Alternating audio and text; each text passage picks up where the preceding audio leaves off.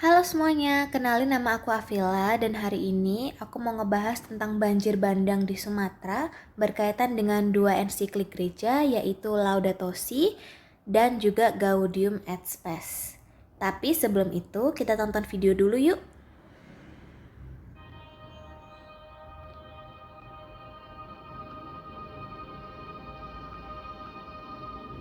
Jumlah korban bencana banjir dan longsor yang melanda 3 provinsi, yaitu Aceh, Sumatera Utara, dan Sumatera Barat, dilaporkan meningkat secara drastis.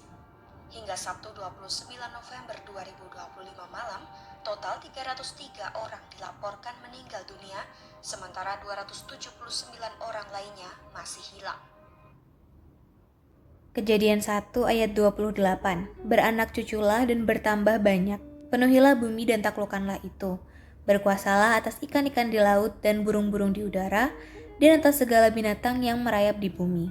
Dari ayat ini menunjukkan bahwa Allah sendiri memperbolehkan manusia untuk menguasai dan mengelola bumi.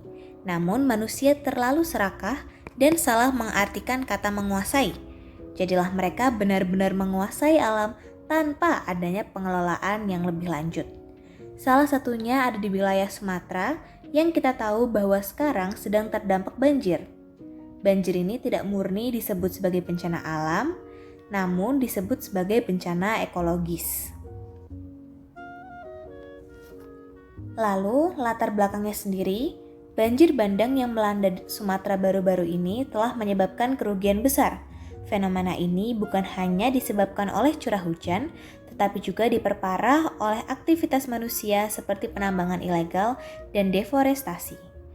Menghadapi bencana ini, gereja merasa terpanggil untuk berdialog melalui ensiklik, yaitu ensiklik Laudato Si dan dokumen Gaudium et Spes. Mengapa saya memilih ensiklik Laudato Si? Laudato Si adalah ensiklik yang dikeluarkan Paus Fransiskus sebagai bentuk seruan untuk merawat bumi bersama. Paus Fransiskus mau mengingatkan bahwa kerusakan lingkungan terjadi akibat gaya hidup manusia yang konsumtif tanpa memikirkan dampak jangka panjang. Maka bencana ini sejalan dengan Laudato Si, bahwa banjir di Sumatera berasal dari campur tangan manusia yang tidak mengelola alam dengan benar. Terjadi eksploitasi sumber daya alam secara besar-besaran, sehingga dengan adanya hujan, banjir bandang langsung menyerang. Lalu mengapa aku memilih Gaudium et Spes? Melihat bahwa bencana ini berdampak buruk dan memberikan duka dan kecemasan terhadap manusia. Gaudium et Spes menyoroti hubungan antar manusia, masyarakat, dan tanggung jawab moral terhadap martabat dan kesejahteraan bersama. Praktik deforestasi dan penambangan ilegal yang merusak lingkungan dan mengancam kehidupan masyarakat bertentangan dengan prinsip moral ini, karena menimbulkan penderitaan dan ketidakamanan bagi warga. Dengan demikian, dokumen ini menekankan bahwa pembangunan sejati harus mempertimbangkan aspek ekologis dan sosial, memastikan bahwa kemajuan manusia tidak tercapai melalui pengorbanan martabat atau keselamatan orang lain. Jadi kesimpulannya, keterkaitan antara banjir bandang di Sumatera, Laudato Si dan Gaudium et Spes dapat terlihat pada pentingnya tanggung jawab bersama dalam menjaga dan merawat lingkungan. Kesejahteraan manusia tidak terlepas dari lingkungan yang sehat dan struktur sosial yang adil.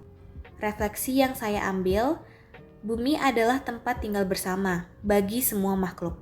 Tugas setiap orang di dalamnya adalah menjaganya. Jika kita abai, maka generasi selanjutnya yang akan menanggung akibatnya. Pemerintah, masyarakat, dan gereja perlu bekerja sama dalam menjaga lingkungan. Masyarakat bisa mulai dari hal kecil seperti membuang sampah pada tempatnya, mengurangi sampah plastik, dan juga menanam pohon. Dengan langkah kecil tapi nyata, ekosistem dapat dipulihkan dan kehidupan masyarakat lebih terjamin kesejahteraannya. Sekian dari saya, terima kasih.